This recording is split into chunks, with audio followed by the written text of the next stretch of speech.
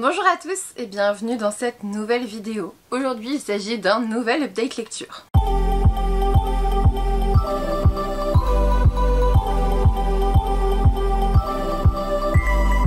Aujourd'hui, comme vous le voyez, on est sur la fin de l'été. J'ai décidé de mettre un petit peu de couleur dans cette vidéo. Je pense que c'est too much, mais pour une fois que je ne serai pas en noir. Bon, sinon, étant donné que vous êtes là pour qu'on puisse parler lecture, je vais commencer maintenant. Je vais vous parler de 4 romans et de 2 ouvrages graphiques. Le premier roman dont je vais vous parler, c'est À la croisée des rêves d'Elise Oin aux éditions Inceptio. Dans ce roman, on suit Isobel qui est assez particulière parce qu'elle a un pouvoir assez spécial avec les rêves, dans le sens où elle arrive à les modifier, elle arrive à apporter des éléments de rêve dans la réalité, elle arrive à aller à visiter les dimensions oniriques des autres personnages. Bref, elle arrive à faire pas mal de choses en fait, Isobel. Et en fait, à un moment donné, tout va basculer lorsqu'elle va rencontrer une certaine dame mystérieuse le long d'un lac, je crois. J'ai oublié de vous dire que ça se passait en Écosse. Personnellement, ça m'a donné trop envie d'y retourner. J'y suis allée, j'étais très jeune et quand j'ai lu ce roman, j'avais trop envie de retourner à Édimbourg, de retourner voir les magnifiques paysages avec les châteaux et tout. Enfin, c'est vraiment un paysage absolument magnifique. Bref, l'univers, j'ai adoré. J'ai beaucoup aimé la dimension onirique parce que voilà, on se retrouve quand même pas mal avec Isobel qui est assez particulière, qui est presque schizoïde. Elle est très renfermée sur elle-même, elle est très peu portée sur les capacités sociales. En fait, elle a très peu de capacités sociales. Elle a un ami qui a bien voulu passer sous sa carapace, mais globalement, lui, il aimerait bien être plus qu'un ami. Elle veut pas du tout, elle l'a friendzoné depuis longtemps, forcément c'est un personnage assez particulier. Du coup moi je me suis pas vraiment attachée à ce personnage parce que à partir du moment où elle m'a agacée pendant le début du roman et au niveau social c'est compliqué, on a du mal un petit peu à s'attacher à ce personnage. Je vous ai dit, elle est quasiment schizoïde, vraiment pas portée sur le côté social, elle est très renfermée sur elle-même et pas forcément dans le sens introverti qui aime être chez elle toute seule. Elle est vraiment renfermée dans son propre monde intérieur. Dans cette dimension si particulière des rêves, elle peut manipuler les rêves à foison, mais il faut pas que ça s'ébruite trop.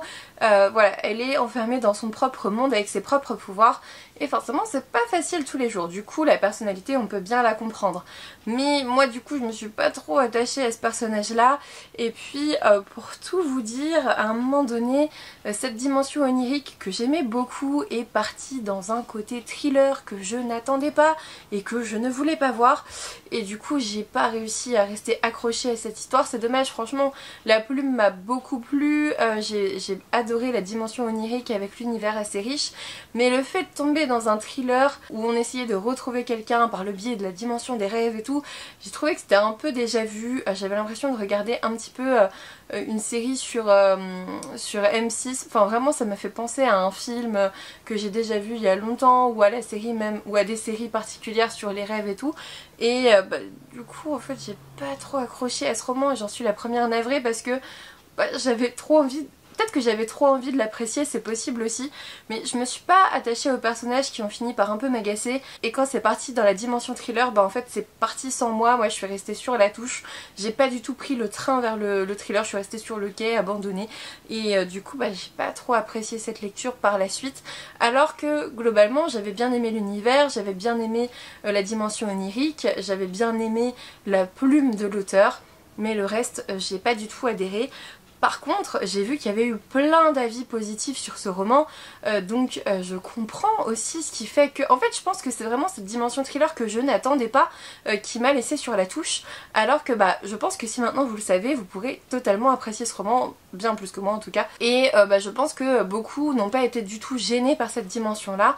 Moi, ça m'a gênée, je m'attendais à autre chose, et du coup, voilà, c'est tout. J'en garde la magnifique couverture et puis je vous incite à le découvrir si jamais le résumé vous fait envie. Si vous avez vu d'autres avis qui l'ont apprécié, franchement tentez-le. Surtout que le décor dans les Highlands en Écosse, franchement moi ça m'a littéralement transporté dès le début. J'ai juste pas adhéré au côté thriller que je trouvais assez habituel, assez attendu, assez déjà vu. Mais si vous n'êtes pas trop adepte du genre, écoutez, pourquoi pas, franchement tentez-le. Ensuite j'ai décidé de plonger tête la première dans de la dark fantasy. Je vous ai menti, j'avais dit 4 romans, il y en aura 5. Je vais vous parler du Testament de Telmara de Marie-Laure Junier aux éditions Livresque. Là pour le coup j'avais vraiment beaucoup aimé cette histoire. On suit, comment elle s'appelle déjà, Telmara évidemment. Voilà, en fait on suit Telmara qui vit dans sa tribu, dans un univers assez désertique, on comprend qu'il y a de la magie. En fait les 3 premiers chapitres sont un peu pour poser l'univers.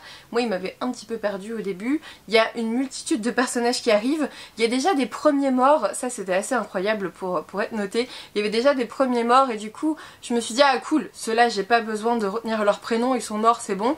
Mais en fait il fallait quand même s'en souvenir un petit peu. Et au final, donc Telmara, elle vit avec sa tribu, c'est une tribu donc dans une contrée désertique.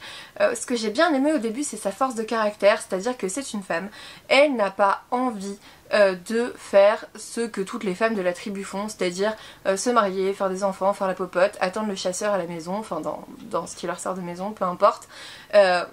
Voilà, ça lui plaît pas du tout. Elle, ce qu'elle veut, c'est apprendre à se battre. Elle veut apprendre à chasser. Elle veut apprendre à manier la lance, etc. Et bah du coup, étant donné qu'elle ne veut pas se marier et faire tout ça et pouvoir vivre encore un peu de sa liberté, elle invente différents trucs, c'est-à-dire que par exemple elle va dire qu'elle est atteinte d'une maladie qui la rend hautement contagieuse, comme ça il n'y a aucun homme qui va la toucher et qui la rend infertile, du coup c'est pas du tout un bon parti pour la tribu. Enfin bref, c'est très drôle quand elle le raconte dans l'histoire, vraiment j'ai beaucoup apprécié cette partie là. Elle a envie de prendre son destin en main et clairement comme je la comprends en fait, du coup voilà, ça m'a beaucoup plu. Ensuite il se passe quelque chose d'assez particulier, c'est-à-dire qu'elle va rencontrer quelqu'un, on sait pas trop qui va lui apprendre qu'elle fait partie d'une longue lignée de prophètes, et en fait à partir de ce moment là elle va commencer à avoir des visions qu'elle va pas pouvoir toujours arrêter bien sûr, mais voilà, elle va avoir un certain pouvoir qui va lui donner aussi une certaine valeur. Tout son petit monde va s'effondrer à un moment donné et elle va se retrouver portée dans une aventure, que dis-je, dans une quête absolument incroyable. On a une carte, voilà, ça je vous l'ai pas encore montré, on a une super carte de Tel Défené et en fait on va pas mal marcher, donc justement entre le marché, on a aussi une grosse partie dans les montagnes, notamment au mont Makoum je crois, enfin voilà, il y a pas mal de choses, pas mal de quêtes, pas mal de rebondissements, il y a un moment donné où on suit 2 groupes différents, enfin c'est assez rythmé, c'est plutôt addictif. Franchement l'auteur elle est sadique avec ses personnages et son histoire, c'est-à-dire que parfois vous avez une mort comme ça, d'un coup genre un paragraphe sur l'autre, le gars est mort d'une façon absolument atroce et franchement vous vous y attendiez pas.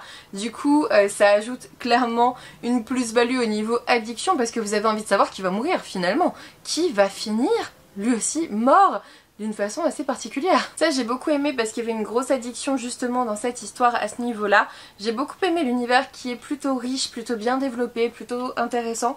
J'ai aussi bien aimé les personnages, j'ai réussi à m'attacher à la plupart d'entre eux, ce qui est pas peu dire parce qu'ils sont quand même beaucoup, mais j'ai réussi à tous les remettre, à tous les retrouver, etc. Enfin dans... Mon cerveau s'est plutôt bien organisé dans cette lecture et je vous ai pas montré mais les en-têtes de chapitre sont superbes. Voilà, il y a ce dessin à chaque en-tête de chapitre et c'est trop beau.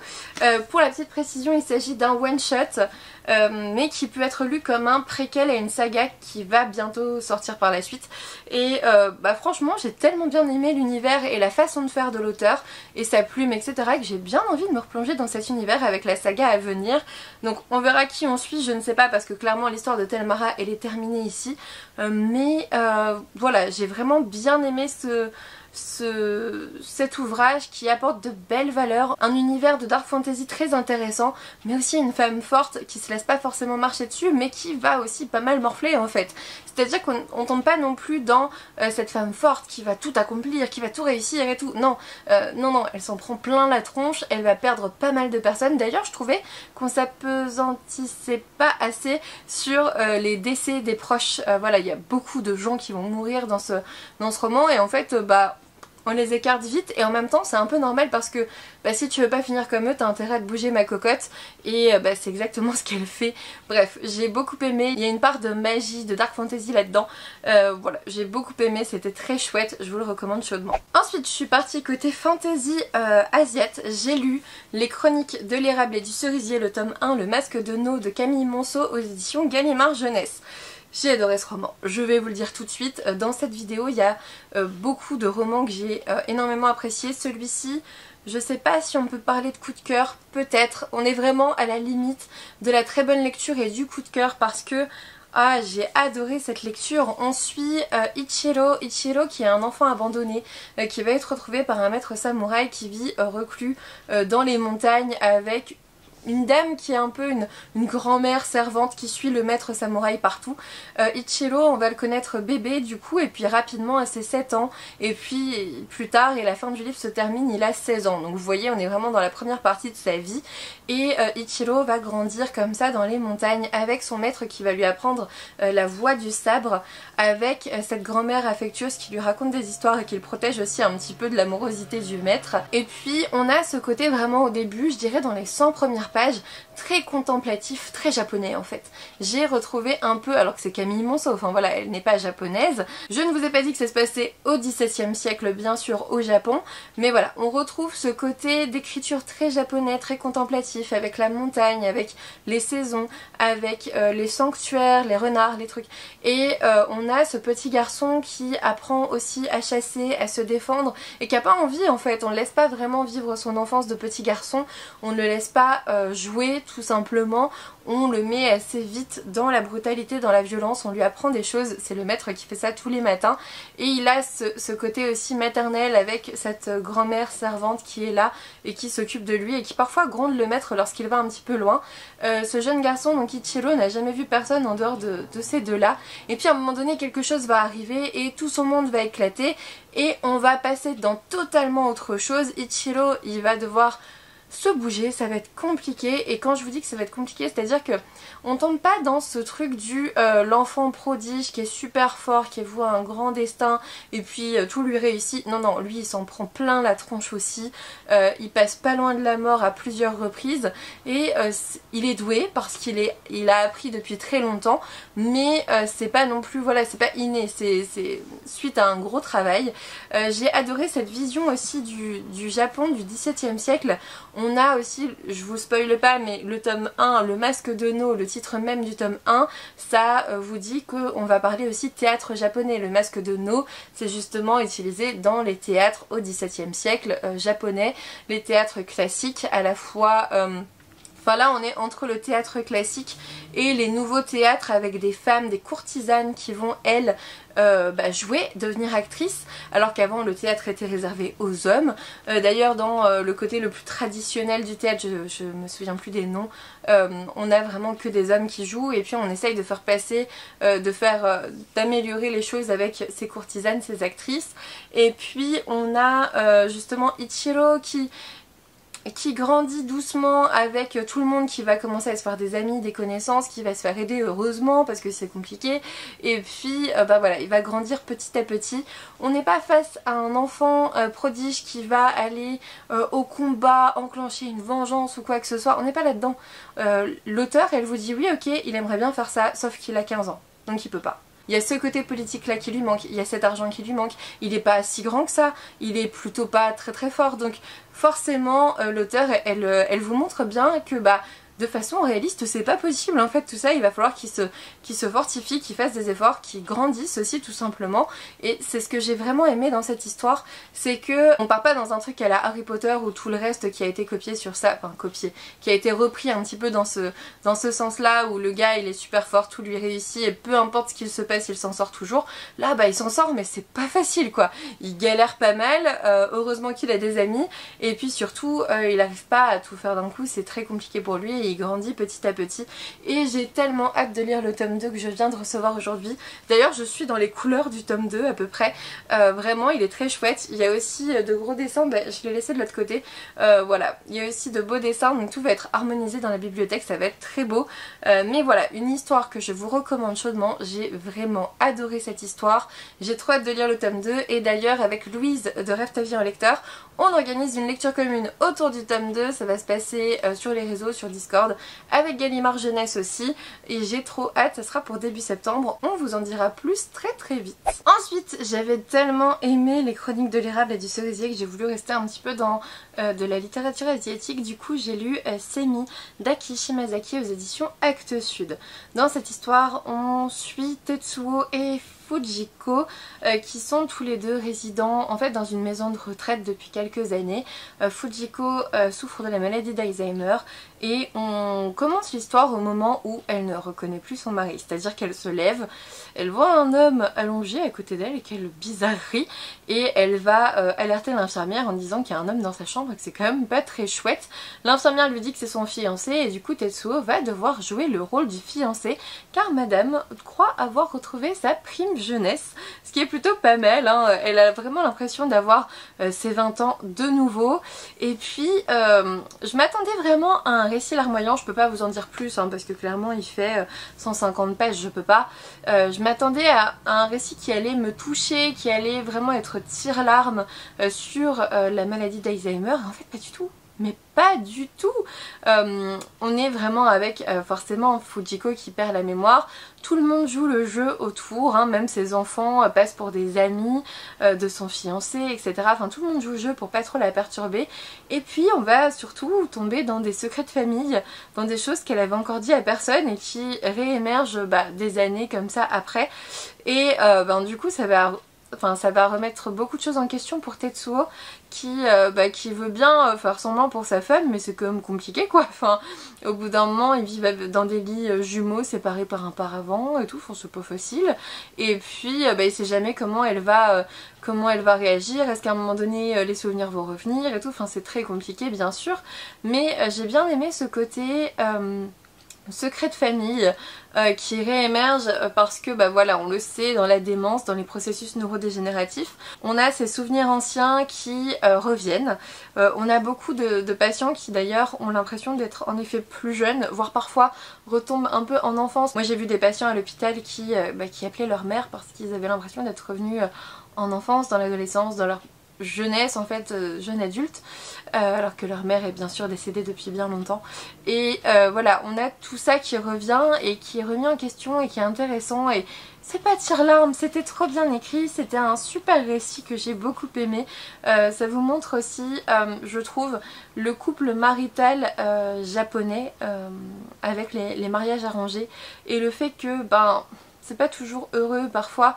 Les mariages arrangés, en effet, ça permet de découvrir quelqu'un d'absolument génial, mais la plupart du temps c'est pas forcément ça qui se passe. Et Tetsuo, il va avoir aussi son couple totalement remis en cause finalement. Il va s'apercevoir de choses qu'elle savait finalement alors qu'il était sûr que non. Bref, on va vraiment parler du couple marital japonais après mariage arrangé et tous les problèmes que ça peut susciter, toutes les interrogations, toutes ces choses là qui font la vie de ce mariage arrangé. Et puis finalement voilà, ils ont fondé une famille, ils ont des enfants, ils ont vécu une vie tranquille. Et puis tranquille, il y a quand même eu des choses au niveau de leurs enfants, mais voilà, et on fait le constat là après quand Fujiko va finir par dire des choses qu'elle n'aurait jamais dites si elle n'avait pas un peu perdu la raison. On va s'apercevoir de plein de choses et j'ai beaucoup aimé ce récit du coup qui interroge sur les mariages arrangés au Japon, même si voilà c'est après plusieurs rendez-vous avec l'homme en question, on connaît pas. Et puis il y a cette pression sociétale du mariage, il faut être marié sinon ça ne présente pas bien, et puis il faut avoir des enfants, et puis il faut faire les choses et tout, alors que parfois en fait on s'entend pas si bien que ça. Et bref, j'ai bien aimé ce côté secret de famille, ce côté vision du couple marital japonais après mariage arrangé. Bref, j'ai beaucoup aimé cette lecture et je vais suivre cet auteur de très très près. Et enfin, dernier roman dont je vais vous parler, il s'agit d'un coup de cœur et il s'agit de Dullahan de Marine Kelada, qui est un roman auto-édité. Je vous avoue que je l'ai vu passer mais vraiment par hasard sur les réseaux sociaux et comme je suis contente de l'avoir commandé. Vraiment. Dans cette histoire, on suit Mila qui vient de terminer le lycée, qui va entrer à la fac et qui fait du camping dans les montagnes irlandaises, voilà, dans les contrées les plus sauvages d'Irlande, dans les montagnes de Killarney. Donc Mila, elle est avec son petit copain, avec deux autres amis, et puis à un moment donné, il y a deux amis qui se fâchent, et puis elle en suit un dans la forêt. Et puis, étant donné qu'elle s'est éloignée du groupe, elle se retrouve non pas tuée par le Dullahan, oui, parce que pour ceux qui ne le savent pas, le Dullahan c'est le cavalier sans tête. Et en gros, Mila elle croit pas vraiment à toutes ces bêtises là, à toutes ces légendes là. Ils arrivent même à chanter la petite comptine du Dullahan autour du feu, c'est très réconfortant. Et c'est vraiment horrible en plus, c'est un truc genre... Prends garde à la nuit tombée, dans les plaines à ne pas t'aventurer où tu pourrais le rencontrer. Chevauchant au hasard sur son étalon noir, sorti droit d'un cauchemar, sa tête est tranchée, il brandit une épée et des os en guise de fouet. De sang il t'aveuglera, ton nom il prononcera et tu mourras. Rien ne sert de courir, tu vas mourir car le Dullahan arrive. Alors, je ne vous spoil rien, c'est le prologue. Première page. En effet, le Dullahan arrive, mais il ne va pas la tuer, il va l'emporter sur son cheval noir de cauchemar en effet, vers son château qui est totalement bloqué en 1601. Mila va devoir jouer le rôle d'une personne qui vivait justement en 1601 avec le Dullahan pour éviter de se faire trucider elle aussi. Et elle se retrouve en fait prisonnière de ce château, elle ne peut pas s'enfuir. Elle va vite s'en apercevoir, hein. Elle va essayer un petit peu mais bon, écoutez, ça va pas vraiment se solder par un succès. Voilà, ça c'est vraiment le tout début. Et du coup, en fait, elle va devoir remonter dans l'histoire du Dullahan en gagnant globalement sa confiance. Imaginez quand même qu'elle doit gagner la confiance du cavalier sans tête. C'est quand même pas facile. Il faut savoir que la malédiction lui permet de récupérer quand même sa tête à un moment donné, sinon c'est un peu dur de la jouer à la Belle et la Bête. Je veux bien que le gars soit une bête, mais une bête sans tête, avec le cou sanguinolent tout le temps, c'est pas très romantique, tu vois. Donc je ne vous spoil pas vraiment. Au niveau de la malédiction, il y a des moments où il a sa tête. Donc c'est cool, parce que sinon si je vous dis c'est un roman un peu à la Belle et la Bête, vous allez dire ok, mais moi je tombe pas amoureuse d'un mec sans tête, c'est bizarre, enfin, avec le cou sanguinolent, etc. Je comprends. Donc c'est pour ça que je vous dis, à un moment donné, il a sa tête, ce cher Kian, et vraiment, moi je veux bien me faire enlever aussi. Vraiment, ça va être l'un de mes book boyfriends, hein, clairement. Kian est très chouette, alors sauf à certains moments, bien évidemment, on reste quand même avec le cavalier sans tête qui reste sanguinaire et meurtrier. Bon, voilà. Mais il a des circonstances atténuantes, voilà. Et du coup, Mila, elle va devoir remonter dans les origines de cette malédiction. Et en fait, elle va vite s'apercevoir que Kian a subi un gros traumatisme à un moment donné. Et que c'est pour ça qu'il est bloqué en 1601. Elle va s'aider des serviteurs qui sont dans le château, etc. Je ne vous dis pas comment, vous verrez bien. Et elle va remonter aux origines de la malédiction de Kian. Et c'était trop bien. C'était trop bien, je n'imaginais pas d'autres malédictions pour lui. D'ailleurs, quand on apprend le fin mot de l'histoire sur ce qui s'est passé à ce moment-là, c'était horrible, c'était horrible, il y a de quoi être traumatisé, il n'y a pas de souci. Il y a de quoi être maudit pendant plusieurs siècles, il n'y a pas de souci, c'est logique, c'est logique. Mais vraiment, ce pauvre petit Kian que j'ai adoré découvrir, surtout quand il avait une tête évidemment. J'ai adoré La plume de Marine Kelada et je sais que j'ai un autre roman d'elle dans ma pile à lire, je crois que c'est Cendre. Je crois qu'il est quelque part là-bas. J'ai Cendre dans ma pile à lire et du coup je me dis qu'il faut absolument que je le lise. Parce que j'ai adoré sa plume. Il y a un côté assez mordant, assez piquant. Il y a beaucoup d'humour aussi. Notamment des jeux de... Enfin pas des jeux de mots mais un petit peu de jeu autour de la tête ou de la non-tête de notre protagoniste. Et puis... Elle a une certaine façon aussi de présenter les choses parce que du coup Mila elle doit mentir, donc parfois quand il lui pose des questions elle doit répondre oui, alors que dans sa tête c'est mais non pas du tout, mais elle a pas le choix, il faut qu'elle déjoue comme ça la malédiction si elle veut espérer rentrer chez elle un jour. Du coup c'était trop bien, j'ai beaucoup ri aussi bizarrement, j'ai beaucoup ri dans cette histoire parce que finalement il y avait ce côté mordant au niveau de la narration, beaucoup d'humour qui m'ont fait beaucoup rire au cours de ma lecture. Il y a des choses qui m'ont un peu choquée, hein, je l'avoue, je vous l'ai dit, quand on apprend le fin mot de la malédiction c'est que même pas tout rose, hein, voilà, mais on est clairement dans un livre type La Belle et la Bête avec cette jeune fille jolie comme un cœur qui est prisonnière dans le château du cavalier sans tête. Le pari était quand même plus risqué sans tête, c'est pour ça qu'à un moment donné il la récupère, c'est cool, heureusement, merci Kian, mais c'est quand même pas facile et j'ai trouvé que le cavalier sans tête était pire que la bête pour le coup et en effet ça prend bien plus son temps. J'ai trouvé que la malédiction était aussi très bien menée, franchement j'ai adoré ce roman. Au niveau éditorial j'ai rien à redire, je crois que j'ai dû trouver peut-être 2 fautes d'orthographe dans le roman. Dans des romans avec passage d'un éditeur derrière il y en a parfois bien plus, donc c'est rien du tout. On est sur de la qualité d'auto-édition, vraiment le livre est très sympa, très simple à lire, il ne s'est pas cassé je crois durant ma lecture, même si c'était pas loin, non il s'est pas cassé. Il s'est pas... Ah, un petit peu ici, un petit peu ici.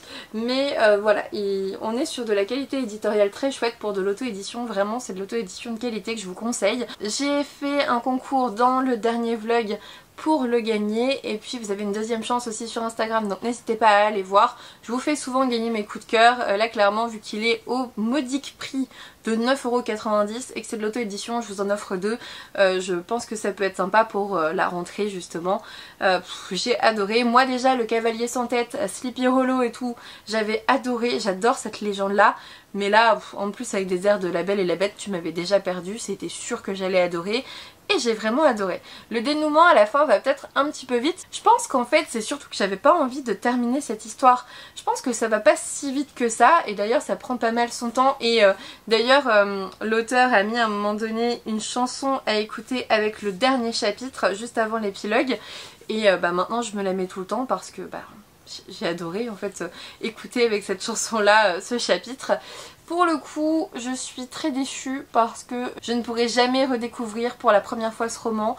Du coup j'espère pouvoir l'oublier à un petit moment, mais j'y crois pas trop. Je pense qu'il va falloir attendre comme c'est mis le début du processus neurodégénératif type démence pour pouvoir le relire, parce que vraiment j'ai envie de le relire dès maintenant en fait, de retrouver ces personnages que j'ai tant aimés. D'ailleurs je vous avoue que la lecture d'après elle est très bien, j'ai lu Fugitif de Gaïdi que j'aime beaucoup, mais c'est très difficile de me remettre dedans tellement j'ai pas envie de laisser ces personnages là à côté. J'ai bien aimé certains serviteurs qui étaient aussi développés, j'ai adoré Kian et Mila, c'est clairement un couple top, surtout que on tombe pas dans ce syndrome. En fait on tombe dans ce syndrome de l'infirmière avec la jeune fille qui va tout faire pour aider cet homme à changer, sauf que on tombe pas dans ce côté le mec c'est un pervers ou un psychopathe et elle est sûre de pouvoir le faire changer. Non, le gars il est trop cool en fait. Kian il est juste trop mignon, il est extrêmement parfait, à part que parfois il a plus de tête et il fait des meurtres, mais le reste du temps il est cool. Et vraiment pour le coup c'est à cause de sa malédiction et tout ça, et on vous montre bien qu'il est pas rien, et ça aussi j'ai aimé, parce que faire croire aux jeunes filles que tu peux changer un garçon totalement horrible avec toi avec la force de ton amour, ça m'énerve. Ça m'énerve parce que c'est pas vrai et ça fait plein de gens. Alors c'est bien, ça me fait des patients dans ma consulte, mais je trouve ça un peu dommage, tu vois, de faire croire aux jeunes filles qu'un garçon va changer parce que tu l'aimes très fort. Ça ne fonctionne pas. Les gens ne changent pas s'ils n'ont pas envie de changer. La Kian, lui, il est bloqué, ce qui est pas pareil. Il est adorable de base et il a pas besoin de changer parce que rien que comme ça, on l'aime déjà beaucoup. Donc voilà, on tombe pas dans ce piège-là, et c'est ça aussi que j'ai beaucoup apprécié, et c'est très important de le noter. Au niveau psychologique, on n'est pas tant dans un syndrome de Stockholm que ça, alors qu'il est très présent dans La Belle et la Bête finalement. Ici, Kian a vraiment la façon de se faire aimer, il n'y a pas de souci. Dans La Belle et la Bête aussi, c'est pas le problème, mais on n'a pas ce côté elle est amoureuse d'une bête, c'est un peu bizarre. Voilà, il l'est pas tout le temps, donc ça fonctionne. Bref, j'en dis pas plus, ça a été un coup de cœur, je vous le recommande chaudement. Essayez de le gagner au concours si vous voulez, et puis sinon bah prenez-le vous, j'ai envie de vous dire, il faut que vous découvriez cette histoire. On a bientôt fini, on passe ensuite à une BD, La fleur de la sorcière de, j'ai oublié, d'Enrico Orlandi aux éditions 404. Ah oui c'est vrai, il m'avait glissé un petit marque-page à planter, il faudrait que je le plante d'ailleurs. Donc c'était très chouette, c'était une BD, alors je vous montre au niveau graphique comment c'est. Et en fait on suit Tammy qui est un jeune garçon né très loin dans le sud, et en fait dans son village, quand on atteint 10 ans, on est exilé parce que tu n'as le droit de revenir que lorsque tu es devenu un homme. Et du coup Tammy, bah il essaye de faire plein de choses, il délivre des gens, il sauve des personnes, il fait plein de choses pour devenir un homme, mais bah en fait à chaque fois il se dit bah non je ne suis pas encore devenue, du coup il faut que je continue. Et puis à un moment donné on lui dit que bah, la fleur de la sorcière va le transformer en homme, du coup il se dirige par là, et puis il y a cette espèce de quête qui se met en place. Il va se retrouver dans un petit village où il va apprendre à connaître les habitants, etc. Il va se faire des amis et tout ça. Et puis il va rencontrer aussi des enfants de son âge qui sont très loin de sa maturité, qui sont très loin de sa quête, et qui lui montrent que finalement il passe peut-être à côté de son enfance. J'ai beaucoup aimé cette bande dessinée qui montre que parfois on en attend peut-être un petit peu trop de nos chères têtes blondes de 10 ans qui n'ont pas l'âge de devenir des hommes, qui n'ont pas l'âge de faire tout ce que Tammy fait. Et puis pour le coup, ben, peut-être que ça serait bien de les laisser juste être des enfants, ça peut être important. C'est un petit peu le message de cette bande dessinée. En fait, Tammy ne fait rien d'inutile, il ne fait que des choses utiles pour pouvoir devenir un homme, et il s'aperçoit que bah finalement jouer c'est cool aussi en fait. Et il y a plein de choses comme ça qui sont très chouettes. Enfin, j'ai trouvé le message très beau dans cette bande dessinée. J'ai beaucoup apprécié la fin aussi, le dénouement et toutes les petites pas leçons, mais le petit côté philosophique et psychologique qui est contenu dans le message de cette bande dessinée. C'était vraiment très intéressant, très chouette, très bien mis en place. C'était très beau aussi, hein, je vous montre les graphiques parce que je suis en train de les regarder en vous parlant, mais voilà. Ça fait un petit moment que je l'ai lu, du coup c'est un petit peu devenu flou, mais je me souviens que j'avais beaucoup apprécié et que le message de base m'avait beaucoup plu. Donc voilà pour cette BD. Mon but ultime, ce serait de pouvoir faire un update lecture par semaine avec mes lectures de la semaine, comme ça en une semaine j'ai pas le temps de les oublier. C'est mon but ultime, mais ça n'arrivera jamais parce que je lis pas assez je crois. Enfin, dernier ouvrage dont je vais vous parler, il s'agit de Lolicorne, le tome 2, La grande licorne rose invisible de Ced Walch et Gorobei aux éditions Dupuis. Merci à eux de me l'avoir envoyé aussi. Pour le coup, on était, vous vous souvenez, dans le tome 1, on parlait surtout de ce monde qui était divisé entre les beaux et les moches. N'hésitez pas à aller voir l'update lecture où j'en parle, ça sera plus simple. Donc dans ce monde où il y avait les beaux, les moches qui étaient divisés, les beaux avaient le droit d'avoir à leur service tous les moches. Et bref, je veux pas vous spoiler, mais à la fin c'est un petit peu différent. Et là en fait c'est totalement différent, on aborde autre chose que la différence dans la société. On aborde carrément la religion et j'ai trouvé ça super bien fait, c'est assez impressionnant. Au niveau des graphiques c'est très coloré hein, comme dans le premier tome, c'est très coloré. On va aborder la religion et aussi ses tenants, aboutissants, à qui ça profite, pourquoi croire, etc. Et c'était trop intéressant, qu'est-ce que ça apporte, etc. Là on parle de la religion de la grande licorne rose invisible. Je trouve ça très drôle comme nom parce que du coup vous avez une grande licorne rose absolument majestueuse, géniale, mais en même temps elle est invisible, donc c'est normal que vous ne l'ayez pas vue. Et ah c'est tellement bien fait, j'ai bien aimé ça, ce côté la religion, ce que t'en penses, parfois ça peut, voilà, en fait il n'y a pas de... On vous apprend pas à ne pas croire en fait, ça c'est important. On vous dit pas il faut pas croire, on vous dit pas vous êtes bête si vous croyez, même s'il y a un personnage qui est totalement contre dedans. Voilà, on vous dit plein de choses, mais... Ah oui, on a aussi une grande révélation sur la fin, j'avais oublié.